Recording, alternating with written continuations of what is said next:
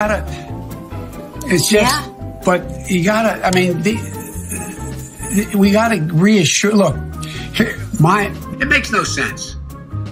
And in addition to that, we have to make sure that we are in a position that we are.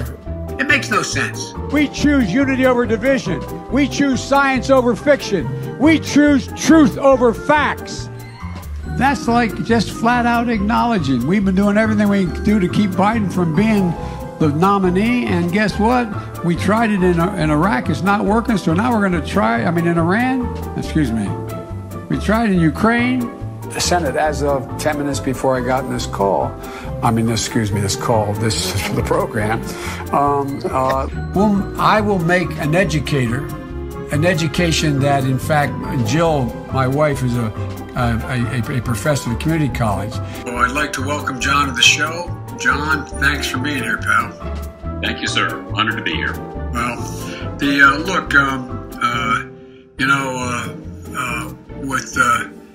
the fact is that there's a lot going on. I don't know even where to begin this, but being part of the Soul of the Nation Saturday.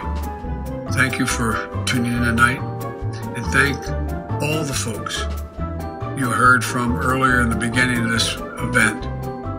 The reason why we lost the Congress in 2016 was because of Obamacare, remember? And by the way, it probably was.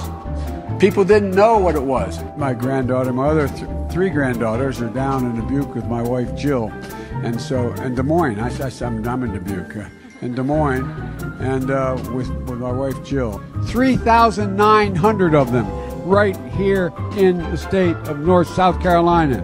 Thank you. Thanks for your time. Please come back in less than 13 years, sir. All right, Chuck. Thank you very much. All right. It's Chris, but anyway. Chris. I just did Chris. No, I just did Chuck. What is the Whataburger of Delaware or Philadelphia? What's the Geno's? Or one of the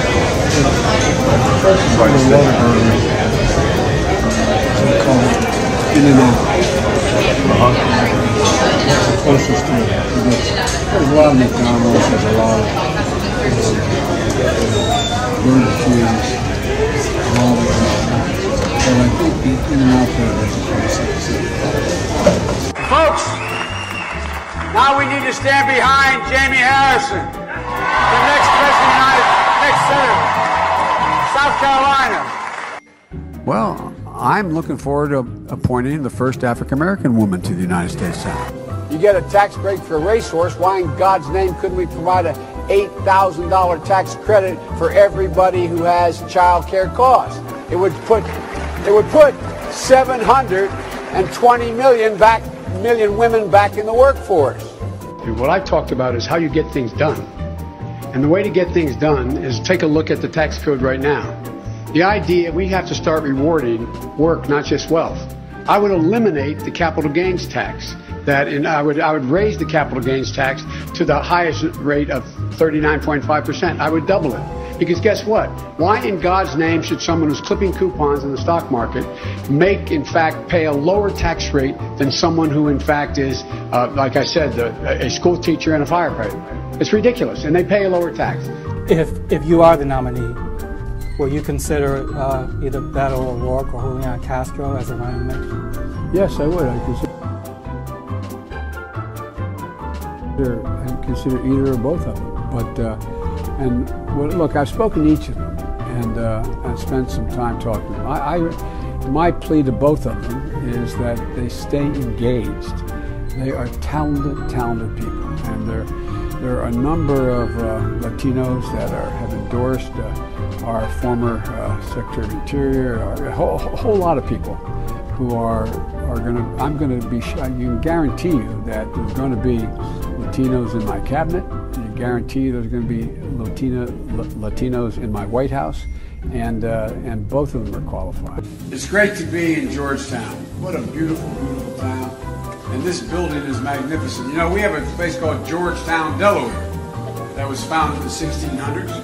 And it is a little like your town. It is the center of the county in the sense, and it is literally the figurative and literal center of the Southern County. I've been doing this.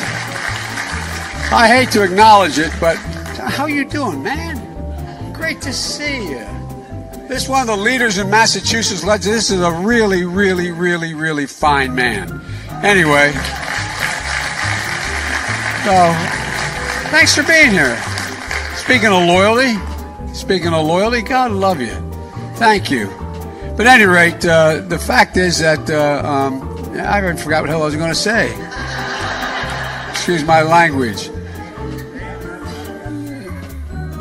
I'm back. I've been here a number of times. Last time was, I think, all the way back in 2014. But I've been here before that. I love this place. Look, what's not to like about Vermont in terms of the beauty of it? And what a neat town. I mean, this is sort of a scenic, beautiful town. The mayor's been a good guy, and everybody's been really friendly. Just like in my generation, when I got out of school, that when Bobby Kennedy and Dr. King had been assassinated in the 70s, late 70s, I got engaged. Look what's going on in Venezuela right now. What are we doing? We're being irresponsible. I'm the guy that put together Plan Colombia. Straightened that government out for a long while. Now what's happening? Millions of people are crossing the border, destabilizing Bolivia. Already destabilizing the Amazon, but, Brazil. Dealing with what's going on in Colombia. And what are we doing? We're sitting here with our thumb in our ear. Why do we think populist movements occur? And so there's two things we've got to do. We have to move immediately back to reestablish all those standards we had to begin with when we left office and significantly add to them. And the way you do that is, for example, you are in the state of Ohio. And I want to check my shape on. Let's do push-ups together, man. Let's do this one. Let's do whatever you want to do. Let's take my Number two. No one has said my son has done anything wrong, and I did not on any occasion. And no one has ever said it. Now, I don't say you were doing anything wrong. You said I set up my son to work in an oil company. Isn't that what you said? Get your words straight, Jack. That's what I read here on MSNBC. Oh, we don't hear that on MSNBC. We did not hear that at all. What you heard? Look, okay, I'm not going to get an argument with you, man. No, I don't want to. Well, yeah, you do, but look, here's the deal. Here's the deal. It looks like you don't have any more backbone than Trump does.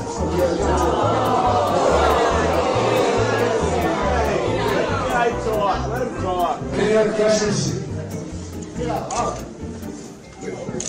I'm not voting for you. Well, I knew you weren't, man. You think I thought you stand with both of me? You're too old to go for it. Because, look, the fact is that there's a lot of things of speeches I've made, positions I've taken, interviews that I did overseas with people, all of those things relating to my job. And the idea that they would all be made public, and the fact while I was running for public office, they could be really taken out of context. Their papers are position papers.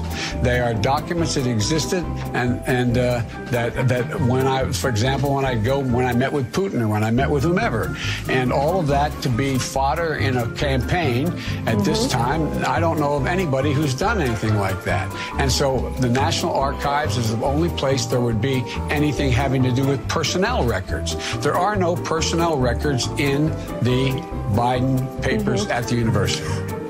So personnel records aside, are you certain there was nothing about Tara Reid in those records? And if so, I am absolutely certain. Why not approve a search of her name in those records? Approve a search of her name? Yes, and reveal anything that might be related to Tara Reid in the University of Delaware records. There is nothing. They wouldn't. They're not there. And if I don't understand what the point you're trying to make. The point there I'm are trying no to make personnel is that records you by are, definition. The point I'm trying to make is that you are approving and actually calling for a search of the National Archives records of anything pertaining to Tara Reade. I'm asking why not do the same in the University of Delaware records, which have raised questions because they were supposed to be revealed to the public and then they were sealed for a longer period of time. Why not do it for both sets of records? Because the material in the University of Delaware has no personnel files, but it does have a lot of confidential conversations that I had with the president about a particular issue, that I had with the heads of state of other places, that would not be something that would be revealed while I was in public office or while I was seeking public office. It just stands to reason, to the best of my knowledge, no one else has done that either. I'm just talking about her name, not anybody else in those records. A search for that.